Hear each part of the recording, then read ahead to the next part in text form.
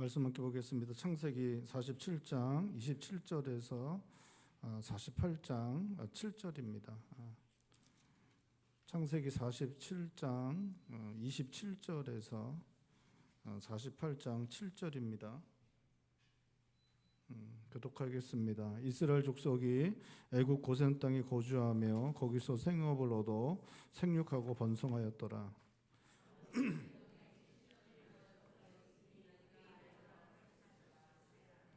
이스라엘이 죽을 날이 가까움에 그의 아들 요셉을 불러 그에게 이르되 내가 내게 은혜를 입었거든 청하노니 내 손을 내 허벅지 아래에 놓고 인애와 성실함으로 내게 행하여 애굽의 나를 장사하지 아니하도록 하라.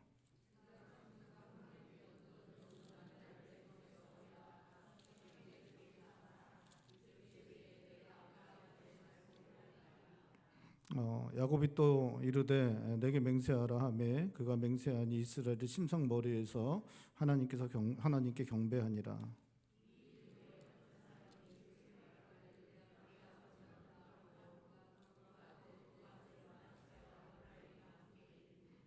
어떤 사람이 야곱에게 말하되 내 아들 요셉이 내게 왔다 하매 이스라엘이 힘을 내어 침상에 앉아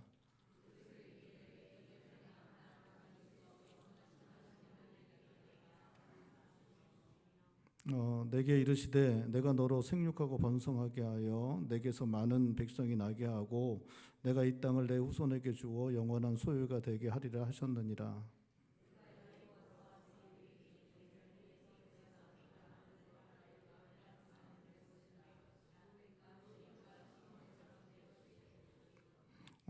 이들 후에 내 소생은 내 것이 될 것이며 그들의 유산은 그들의 형의 이름으로 함께 받으리라. 올 때에 라헬이 나를 따르는 도중 가나안 땅에서 죽었는데 그곳은 에브라까지 길이 아직도 먼 곳이라. 내가 거기서 그를 에브랏 길에 장사하였느니라. 에브랏은 곧 베들레헴이라. 아멘. 오늘 본 말씀에는 야곱이 죽기 전에 요셉에게 마지막으로 부탁의 말을 하는 장면이 기록되고 있습니다. 야곱은 130세에 흉년을 피해서 애굽으로 와서 17년을 살았고 이제 147세가 되어 죽음을 앞두고 아들 요셉을 불러 마지막 부탁의 말을 하고 있습니다. 야곱은 자기가 죽으면 애굽에서 장사하지 말고 자기를 메어서 조상의 묘지에다 장사해달라고 그렇게 말하고 있습니다. 우리 29절과 30절 말씀 다시 한번 읽어볼까요? 29절과 30절 말씀 우리 다시 한번 읽겠습니다. 이스라엘 죽을 날이 가까움에 그의 아들 요셉을 불러 그에게 이르되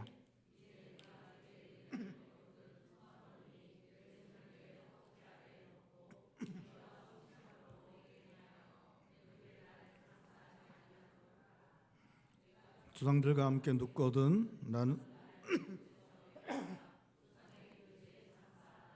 요셉이 이르되 내가 아버지의 말씀대로 행하리이다. 사실 야곱이 고향 땅에서 경험했던 거는 좋은 일보다는 이제 좋지 않은 일들이 좀 많이 이렇게 성경에 기록되어 있습니다. 야곱의 어린 시절에 야곱은 자신의 형 에서의 그늘에서 이렇게 가리워져 이렇게 생활을 살아왔습니다. 그 당시에 야곱이 살아가던 세상의 중심은 형 에서였습니다.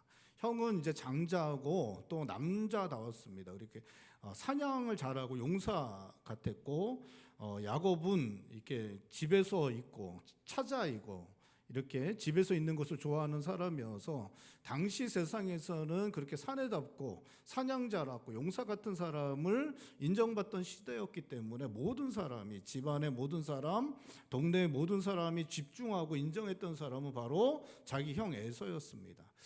그렇게 에서에게 가리워진 삶을 살았기 때문에 이 야곱은 에서에 대해서 열등감이 있었고 그래서 형의 자리를 어떻게든 좀 이렇게 자기가 차지하고 싶은 마음이 계속 있었습니다. 그래서 장자의 자리를 이렇게 빼앗으려고 자기가 차지하려고 노력했고, 마침내는 형과 아버지를 속여서 장자의 축복을 갖다가 가로챘고, 그것 때문에 결국 외삼촌 라반의 집으로 도망가는 일까지도 일어나게 된 것을 성경은 기록하고 있습니다. 이제 외삼촌 라반의 집에 가서도 이 외삼촌이 너무 독한 사람이라서 이게 편하게는 살지 못했습니다. 그런데 어쨌든 20년을 거기서 살았고, 이제 다시 이제 자기 집으로 돌아왔는데, 자기 집이 있는 그 고향 땅으로 돌아왔을 때 야곱이 경험했던 것은 사실 쉽지 않은 일들이었습니다.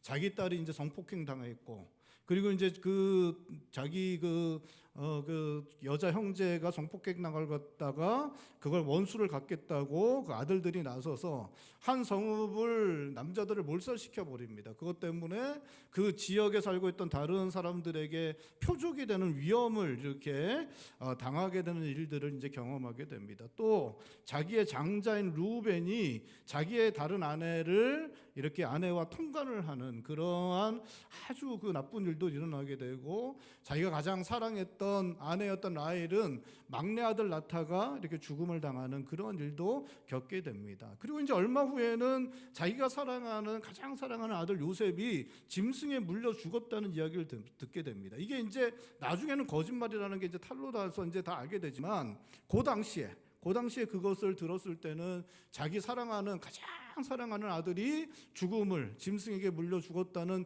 그 이야기를 이렇게 듣게 되었기 때문에 그 고통은, 그 슬픔은 이제 말로 닿을 수 없는 그런 아픔을 이제 경험할 수밖에 없었습니다. 그리고 이제 130세가 다 되었을 때는 이제 흉년이 들어서 또 엄청난 고통을 당하는 시간을 이렇게 보낼 수밖에 없었습니다. 사실 이 고향 땅 가나안 땅에서 야곱이에게 일어난 일들을 성경이 기록한 것을 이렇게 읽어보면 좋은 일보다 좋지 않은 일들이 너무 많이 일어났다라고 그렇게 기록을 하고 있습니다. 그나마 야곱이 좀 인생을 편안하게 살았다라고 생각되어지는 시간은 애굽으로 옮겨가서 17년, 이 시간이 야곱에게 좀 좋은 시간이었다라고 우리가 좀 추측을 할 수 있습니다. 애굽의 총리가 된 요셉이 아버지를 봉양하였고, 그것 때문에 평안한 삶을 살게 되었다라고 성경은 우리들에게 그러한 추측을 할 수 있는 그러한 말씀을 우리들에게 하고 있습니다. 우리 27절 말씀 우리 한 목소리 읽어볼까요? 27절입니다. 이스라엘 족속이 애굽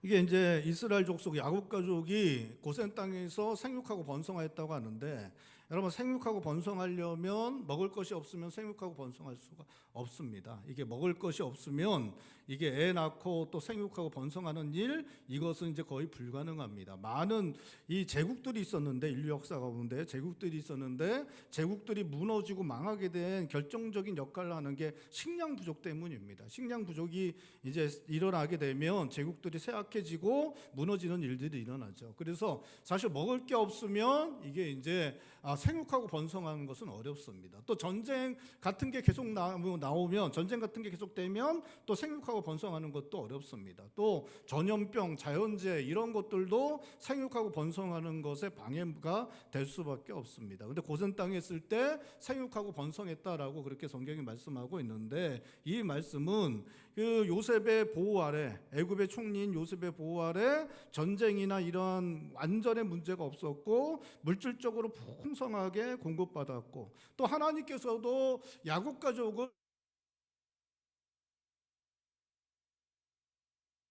계획이 있었기 때문에 보호하셔서, 전염병이나 자연재해로부터 보호하셔서 이 야곱 가족을 생육하고 번성할 수 있도록 하신 것입니다. 그러니까 17년 동안 그 애굽 총리인 요셉의 도움과 또 하나님의 은혜 가운데 그 야곱 가족이 이렇게 번성할 수 있었기 때문에, 자녀들이 다 잘 되고 평안을 누렸기 때문에 그 가족의 수장이었던 야곱 역시 평안한 삶을 살아갈 수 있었던 것입니다.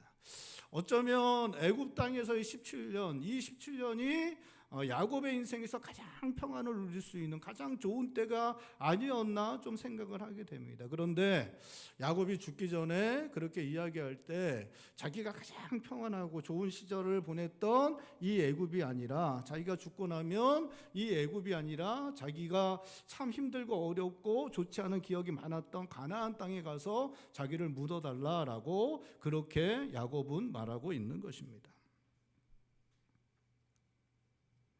가나안 땅은 야곱에게 고향 땅이었지만 힘들고 아픈 기억들이 많은 곳이었습니다. 할아버지 아브라함과 아버지 이삭에 대한 추억이 있는 땅이었지만 잊어버리고 싶은 기억들도 함께 가지고 있던 땅이었습니다. 그런데 야곱은 자신이 평안을 누렸던 애굽이 아니라 할아버지와 아버지가 묻힌 곳 가족묘지에 묻히게 해달라고 요셉에게 부탁하고 있는 것입니다.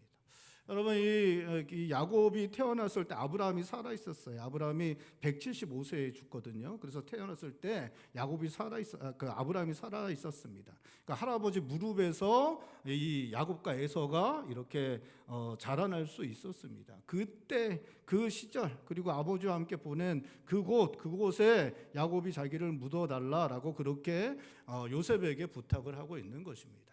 근데 이제 그렇게 이렇게 묻으려면, 그렇게 장사를 지내려면 요셉이 해야 되는 게 있는데, 고센 땅부터 시작해서 이게 이제 가나안 헤브론이거든요. 막벨라 굴이 있는 곳이 가나안 헤브론까지, 이게 이제 그 장례 행렬이 거기까지 가야 되는 것입니다. 50장에 보면 실제로 장례 행렬이 가게 되는데, 야곱 가족 중에 어린아이들 뺀 모든 어른들과 또 원로 대신들, 애굽의 원로 대신들, 고위 관료들과 또 병거와 기병들까지 해서 어마어마한 이제 장례행렬이 이제 그곳까지 갔다라고 그렇게 성경을 말씀하고 있습니다. 근데 제일 빨리 가도 300km 정도 잡습니다. 거리를 제일 빨리 가도 300km 정도 잡고, 뭐 길게 잡으면 한 400km 정도 이렇게 잡게 되는 것입니다.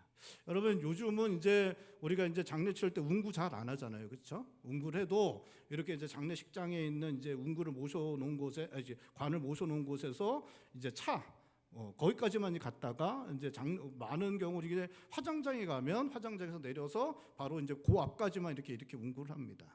근데 저 청년 때는 운구를 했습니다. 실제로 이렇게 했어요. 저는 했습니다. 저는 했는데, 이렇게 할 때면 운구는 산에 주로 합니다. 산에 이렇게 주로 갑니다. 그러면 한 6명 내지는 8명 이렇게 들고 산을 이렇게 올라갑니다. 이렇게 산을 올라가면 이게 이제 땅이 이게 좋으면 참 좋겠는데 좋은 경우가 거의 없습니다.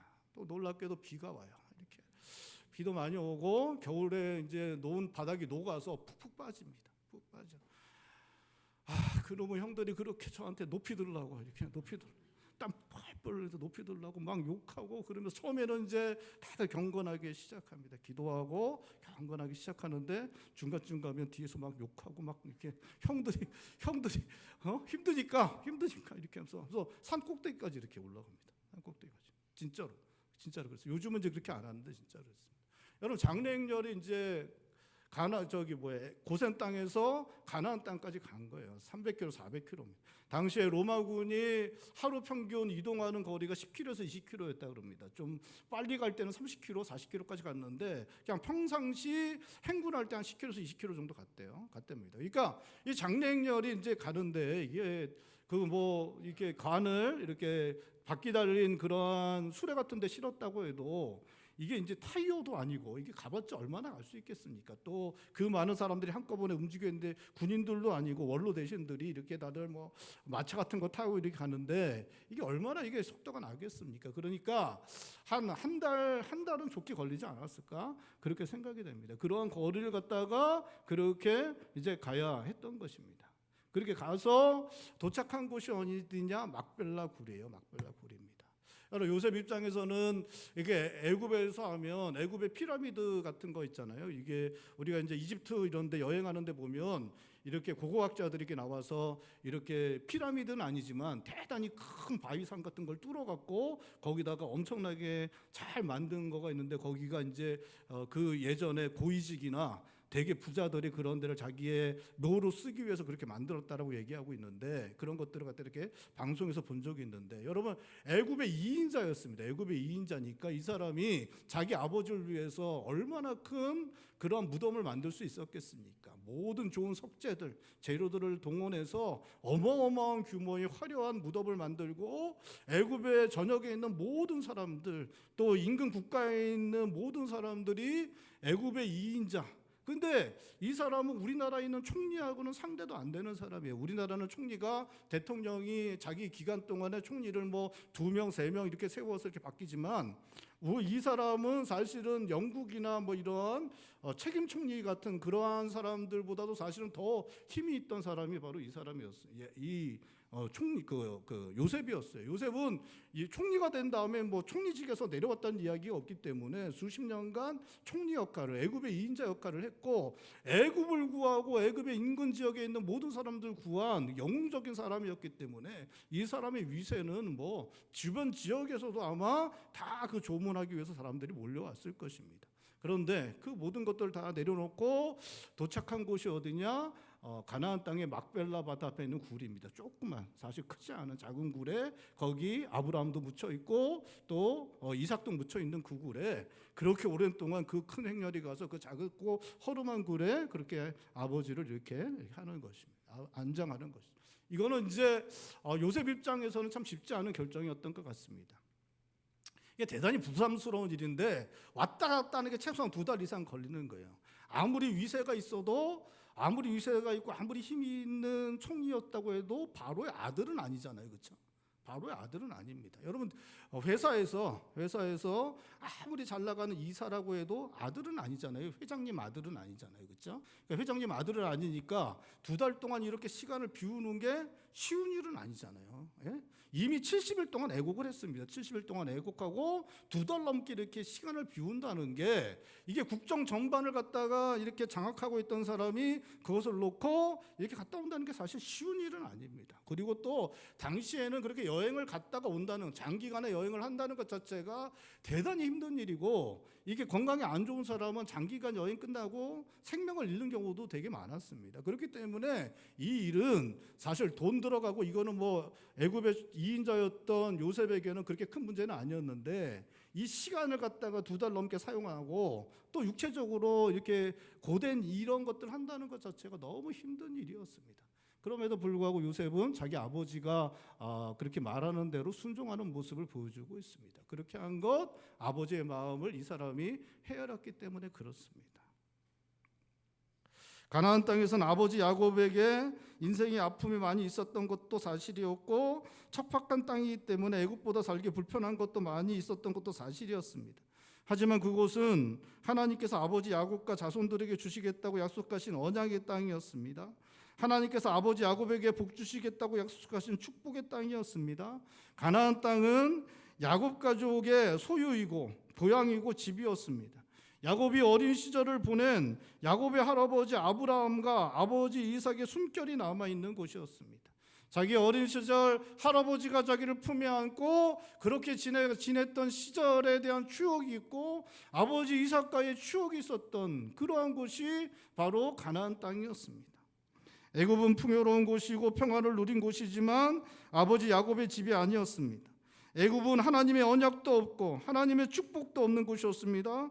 애굽 땅의 주인은 바로였고 애굽 사람들이었습니다. 아버지 야곱에게 지금은 잠시 머물고 있지만 언젠가는 떠나야 할 타향이 애굽이라는 것, 아들 요셉은 너무나 잘 알고 있었습니다.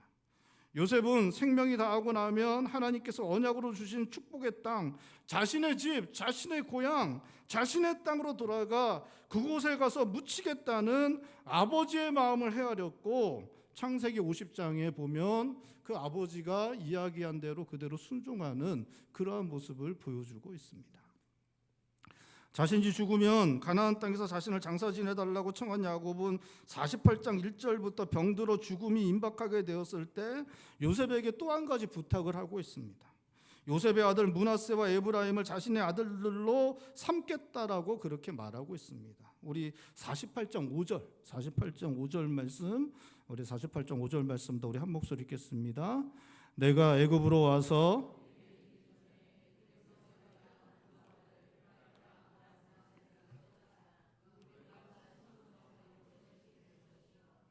므낫세와 에브라임은 요셉이 애굽에서 낳은 아들들이었습니다. 요셉은 애굽의 제사장 보디베라의 딸 아스낫과 결혼하였고 그 사이에서 므낫세와 에브라임을 낳았습니다. 그런데 그들을 야곱은 자신의 아들들로 삼게 해달라고 말하고 있는 것입니다.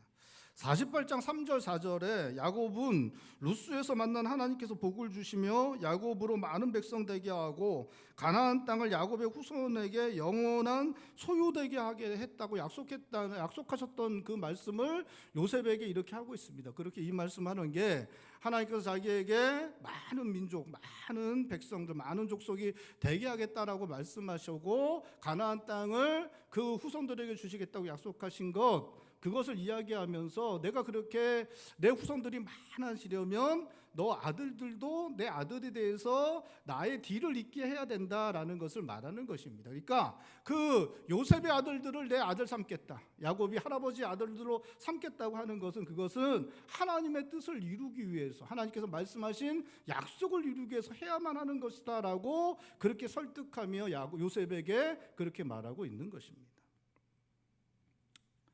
하나님의 뜻을 이루기 위해서 이렇게 해야만 하는 것이다 라고 야곱이 말하면서 너의 아들들을 내 아들 삼겠다라고 그렇게 말하고 있지만, 요셉 입장에서는 므낫세와 에브라임의 아버지 요셉 입장에서는 이 말대로 행하는 것은 사실 쉬운 것이 아니었습니다. 므낫세와 에브라임은 야곱이 애굽에 오기 전에 태어났습니다. 요셉이 총리가 되고 9년이 지난 후에 야곱이 애굽에 왔는데 그 9년 동안 므낫세와 에브라임이 태어난 것입니다. 그러니까 이게 이제 그리고 나서 이제 17년이 지났거든요. 지금 17년이 지났습니다. 그러니까 요셉과 아스낫이 이제 허니문 기간으로 이제 아이를 가졌다. 그러면 지금 므낫세가 몇 살이에요? 9년이 지나고 17년이 지났으니까 26살 정도 되었을 것이죠. 연년생이었다. 그러면 에브라임은 25살. 그 정도 되었을 것입니다. 그러니까 이제 이 아이들이 그래도 몇 년 있다 아이들을 가졌다 그래도 얘네들은 대부분 20대 초반, 그 정도 이제 애들 그렇게 나이가 되었을 사람들, 그러니까 어린 애들이 아닙니다. 이 므낫세와 에브라임은 이때 이미 건장한 청년들이었습니다. 므낫세와 에브라임은 20대까지 애굽 사람으로 살았습니다. 요셉은 그 아들들에게 여호와 하나님 신앙을 가르치고 여호와 하나님 신앙을 갖게 하게 하였겠지만 그들을 이스라엘 사람으로 기르지는 않았습니다. 그들은 애굽 사람으로 살아야 했고 앞으로도 살아가야 했기 때문에 그들을 애굽 사람으로 그렇게 생활 방식을 따라 그들을 길러냈습니다. 므낫세와 에브라임은 애굽 귀족 자제들과 어울리며 함께 자라났을 것입니다. 어쩌면 왕자들의 친구로 자라났을 수도 있습니다. 므낫세와 에브라임의 어머니 아스낫은 제사장의 딸이었는데 당시 제사장은 상류층이고 지도층이었습니다. 귀족 계층이었습니다. 그러니까 당시의 제사장들은 이게 이제 오늘날처럼 이렇게 그냥 이렇게 목사나 이런 사람들이 아니고 당시에 그 왕의 정치 회의에 참석해서 정책들을 결정하는 위치에 있었던 지도층에 있었던 귀족 계층이 바로 이 제사장이었습니다. 보디베라였기 때문에 외할아버지가 그 귀족 계층이었어요. 외할아버지가. 엄마도 외할아버지도 귀족이었습니다.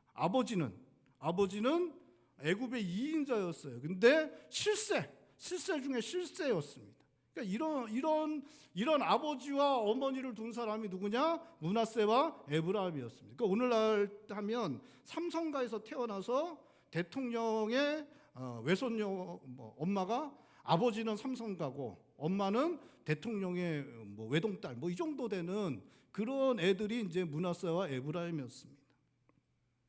므낫세와 에브라임은 애굽의 귀족계층의 사고방식, 생활습관, 그들의 문화, 가치 기준에 영향을 받으며 자라날 수밖에 없었습니다. 애굽에서 가장 좋은 교육기관에서 교육을 받았고 상류층 사람들과 교제를 나누며 자라났습니다. 그들은 앞으로 애굽 대제국의 중앙 고위 관료가 되는 것은 당연한 것이었고 어쩌면 아버지의 대를 이어서 나라의 총리까지도 오를 수 있는 그러한 가능성이 충분한 사람들이 므낫세와 에브라임이었습니다. 그런데 그렇게 20년 이상을 살아온 손자들을 야곱은 자신의 아들들로 삼겠다고 하는 것입니다. 야곱이 자신의 아들들로 삼겠다는 것, 그들이 야곱 가족 공동체의 일원이 되어야 하는 것을 말하는 것입니다. 너희는 이제 야곱 가족으로 이스라엘 족속으로 그 지파의 수장으로 살라는 것은 너희들이 이제는 이스라엘 백성들처럼 살라고 말하는 것입니다. 이스라엘 백성들로 살라고 말하는 것입니다. 아마도 요셉의 아들들은 애굽의 상류층을 살며 지배계급이 되는 것을 내려놓고 고세 땅으로 삶의 거처를 옮겨야 했을 수도 있었습니다. 이제까지 가증히 여기며 살아왔던 짐승 기르는 일을 배우는 그러한 상황을 맞닥뜨려야 할 수도 있었습니다. 애굽에서의 삶의 방식을 버리고 가나안 사람들의 삶의 방식을 배우는 그러한 일들이 이 므낫세와 에브라임에게 주어질 수 있었습니다. 그 찬란한 문화, 그 문명을 이룩했던 그 애굽에서도 가장 좋은 곳에서 살던, 가장 발전된 곳에서 살던 그런 아이들을 고센이라는 애굽 사람이라면 너무 가증히 여겼던 짐승 치는 그 일들을 하는 그러한 곳으로 보내서 거기서 살도록 하는 그러한 결정들을 할 수도 있었던 것입니다. 요셉에게 아버지 말씀대로 하는 것 쉬운 일이 아니었습니다. 요셉은 진짜 뛰어난 사람이었습니다. 이게 우리가 요셉의 일대기를 우리가 함께 살펴보았지만 요셉은 진짜 뛰어난 사람이에요. 저는 요셉이 그 형들이 그렇게 할 줄 알고 모든 것들을 계획했다라고 저는 생각을 하거든요. 그러니까 요셉이 이제 형들에게 속이고 뭐 왔다 갔다 하고 뭐 이제 잔을 숨기고 막 그렇게 하잖아요. 그런 모든 과정들이 요셉이 이미 다 계산하고 이렇게 했다라고 저는 생각을 하거든요. 그러니까 요셉이란 사람은 우리가 생각했던 것보다 훨씬 뛰어난 사람입니다. 이 사람은 아버지가 이야기할 때 그렇게 하게 되면 자기 아들들이 어떠한 삶을 살아가야 한다는 것을 이미 다 헤아려. 그러니까 아버지가 이야기할 때 순진하게 그냥 그래요, 뭐 좋은 게 좋으니까 아버지 그렇게 합시다라고 그렇게 생각하는 사람이 아닙니다. 요셉은 애굽 전체를 다스리고 애굽 인근 국가까지 다 다스리고 그 모든 것들을 다 헤아리고 그 무엇 하나 놓치는 것 없이 모든 것들을 탁월하게 이끌어가는 사람이기 때문에 아버지가 이야기하면 그것이 무엇인지 다 알고 자기 아들들에게 어떤 일들이 일어날지 알고 있었던 사람이 바로 요셉이었던 것입니다. 그런데 놀랍게도 요셉은 이것도 받아들입니다. 아버지에게 순종하고 있습니다.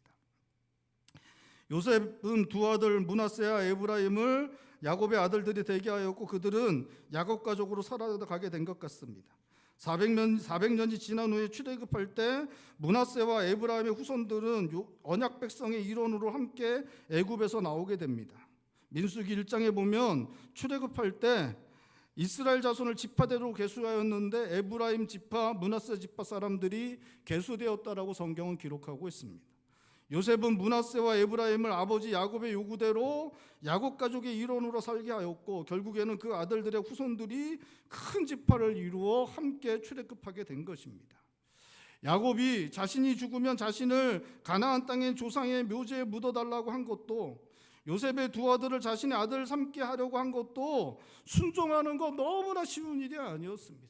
너무 무리한 요구일 수 있었습니다. 너무나 부담스러운 일일 수 있었습니다. 하지만 요셉은 아버지 야곱이 말한 모두를 순종하고 있습니다. 가나안 땅까지 가는 거 너무 많은 시간이 들고 너무나 고된 일이었습니다. 아니 아버지 좀 생각을 좀 해보세요. 그거 하려면 내가 어떤 수고를 해야 되는지 아버지 좀 생각 좀 하시고 얘기하세요 라고 요셉은 이야기하지 않습니다. 그 모든 수고, 그 모든 것들, 어려움들 다 감당해내며 아버지 말씀에 순종하는 모습 보여주고 있습니다. 두 아들을 달라고 할 때 요셉은 아버지에게 아버지 세상 물정 좀 얘네들이 어떤 애들인데 아버지 얘네들이 어떤 애들인데 얘네들이 앞으로 승승장구하고 이 나라를 이끌어가고 이 나라에서 한자리 할 애들인데 아버지 세상 물정을 좀 아세요? 얘네들 고센 땅 가서 그렇게 짐승이나 치며 이렇게 살 애들로 보이냐고 그렇게 이야기할 수 있었는데 요셉은 그렇게 하지 않습니다. 요셉은 하나님의 뜻을 헤아리며 아버지 말씀에 순종하고 있습니다. 부모님께 순종하는 것, 성경이 하나님 백성에게 마땅한 것으로 기대하는 것입니다. 신약성경 에베소서 6장 1절에서 자녀들아 주 안에서 너희 부모에게 순종하라 이것이 옳다고 말씀하고 있고, 골로새서 3장 20절에서는 모든 일에 부모에게 순종하라. 이는 주 안에서 기쁘게 하는 것이다라고 말씀하고 있습니다. 사랑하는 성도 여러분, 부모님께 순종하시고 있습니까? 여러분 어디까지 순종하시고 있습니까?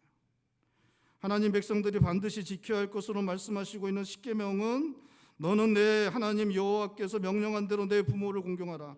그리하면 내 하나님 여호와가 내게 준 땅에서 내 생명이 길고 복을 누리리라 말씀하고 있습니다. 저는 이렇게 제가 이제까지 어르신들 앞에서 제가 살아온 이야기하는 게 참 죄송스럽지만 제가 이제까지 살아오면서 이렇게 보면 진짜 전 참 어리석거든요. 어리석은 일 정말 많이 하는 것 같습니다. 어리석은 일도 많이 하는 것 같은데 사람이 살아오면서 하는 어리석은 일들 중에 가장 어리석은 일, 그거 부모님께 함부로 하는 거. 가장 어리석고 가장 후회하는 일, 부모님께 함부로.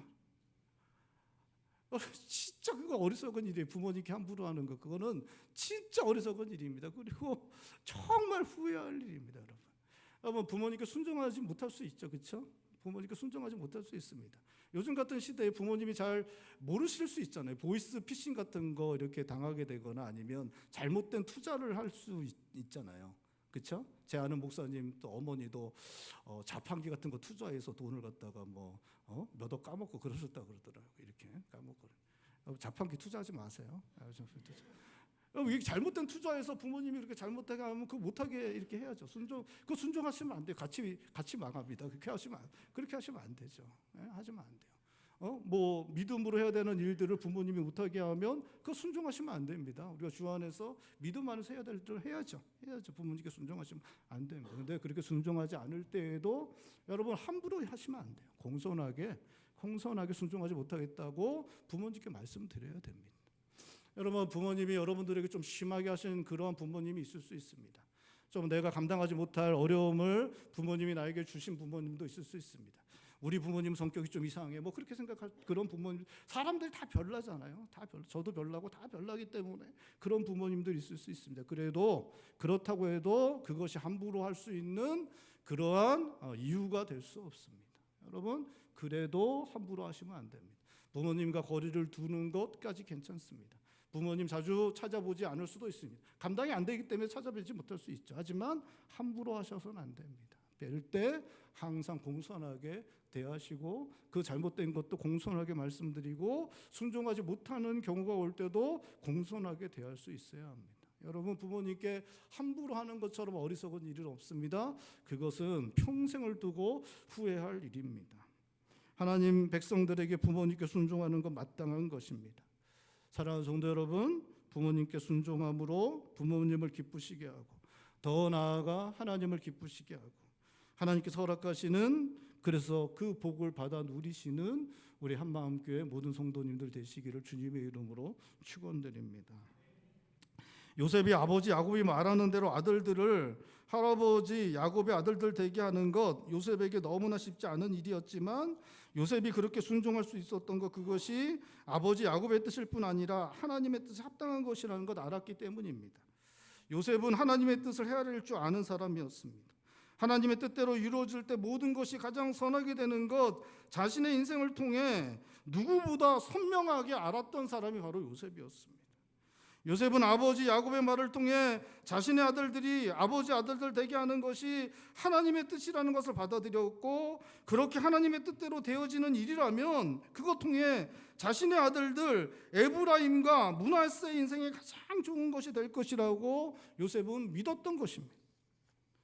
물론 에브라임과 므낫세를 애굽에서 계속 살아가게 한다면 그들의 앞날은 탄탄대로처럼 열릴 수 있었습니다.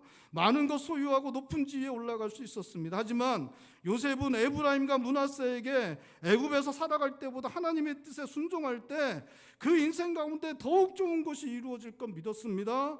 요셉은 자신의 삶을 통해 그것을 경험하였고 자신에게 그 선하신 뜻대로 가장 좋은 것으로 역사하신 하나님께서 그 뜻에 순종할 때 자신의 아들들에게도 가장 좋은 것으로 역사하실 것 믿고 아버지 야곱의 말에 순종하고 있는 것입니다. 여러분, 요셉은 하나님의 뜻을 따랐던 사람입니다.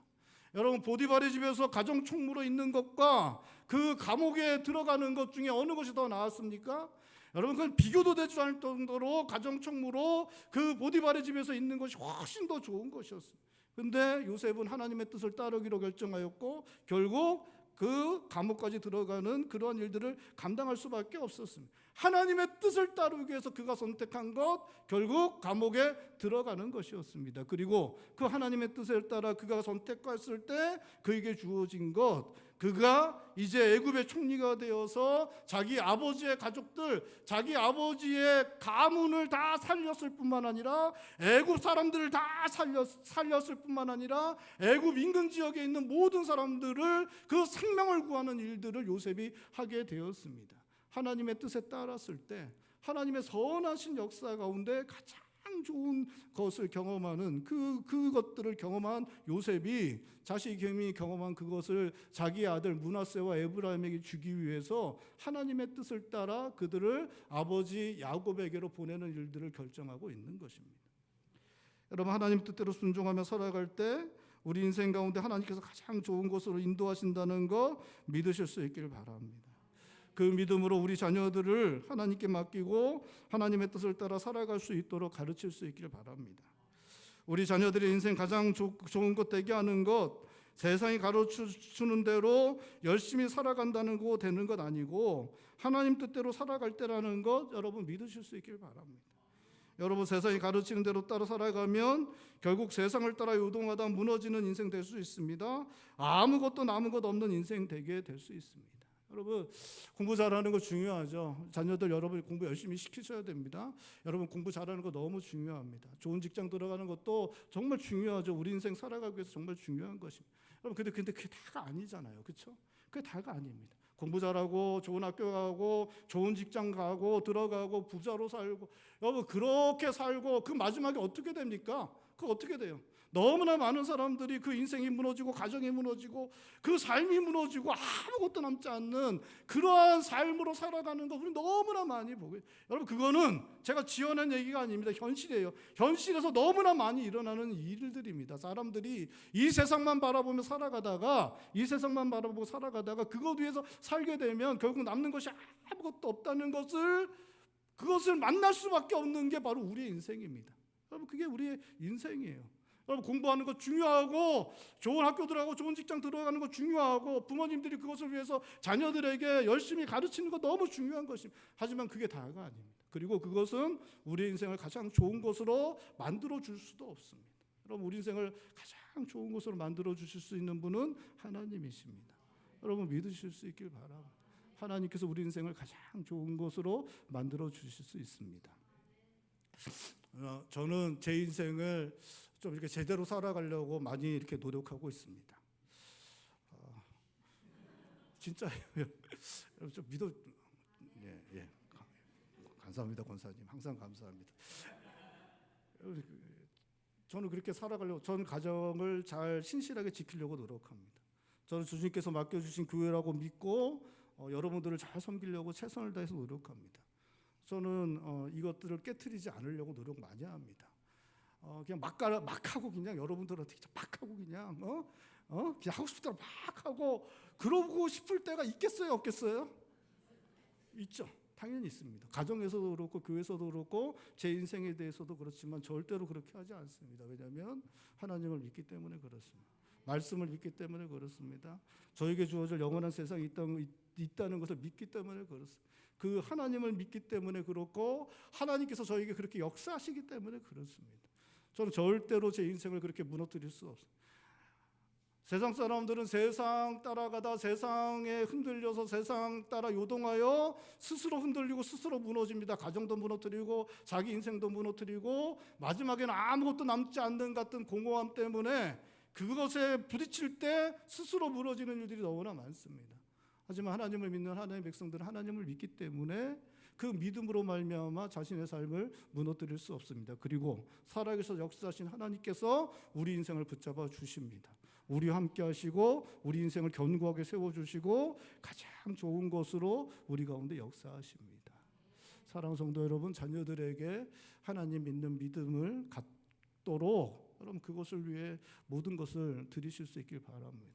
여러분 공부 잘하도록 이끄는 거 너무 중요합니다.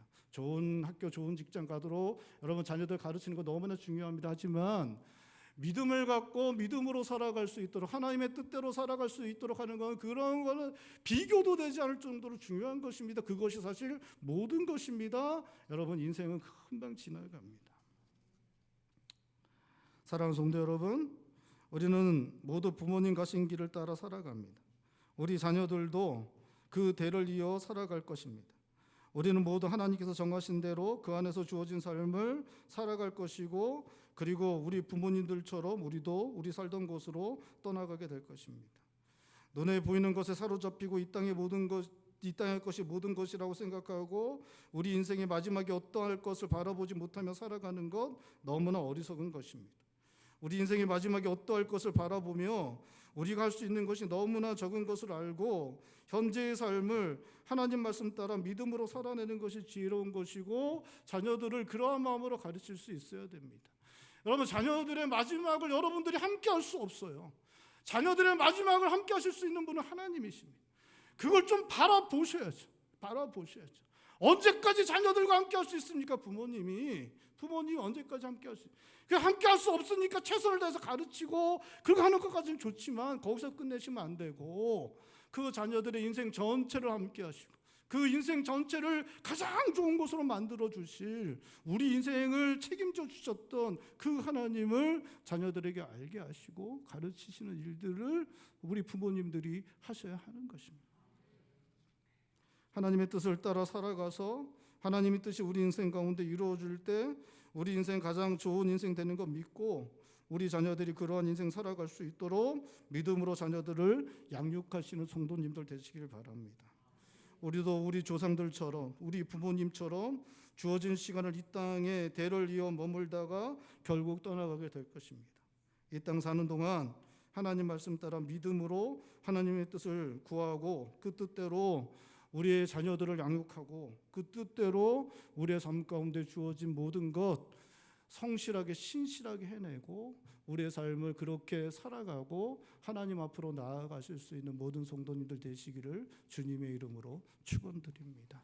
기도하시겠습니다. 우리 시간에 기도할 때 오늘 특별히 우리 부모님 위해서 기도하죠. 우리 부모님 건강하실 수 있도록 하나님 붙잡아 주십시오. 하나님 우리 부모님 노년을 복되게 하여 주십시오. 우리 함께 기도하길 원합니다. 또 우리 자녀들 위해 기도하죠. 하나님 우리 자녀들 믿음의 사람들 되게 해주시고 우리 자녀들 인생 붙잡아 주십시오. 하나님 우리가 자녀들 사랑하고 자녀들 열심히 섬기고 자녀들 위해서 많은 것 우리가 행하지만 자녀들의 인생을 책임질 수 없다는 걸 너무나 잘 알고 있습니다. 어느 순간 되면 자녀들이 우리의 품을 떠나고 자녀들이 무엇을 하는지도 사실 잘 모르는 것이 우리들의 상황입니다. 하나님 우리의 자녀들 주님의 손에 올려드리오니 하나님께서 요셉을 키우셨듯이 모세를 키우셨듯이 사무엘을 길러내셨듯이 하나님 우리의 자녀들을 그렇게 길러내 주십시오. 하나님 우리 자녀들 형통하게 인도하여 주십시오. 우리 부모님 위해서 우리 자녀들 위해서 우리 한 목소리 함께 기도하겠습니다. 기도합니다.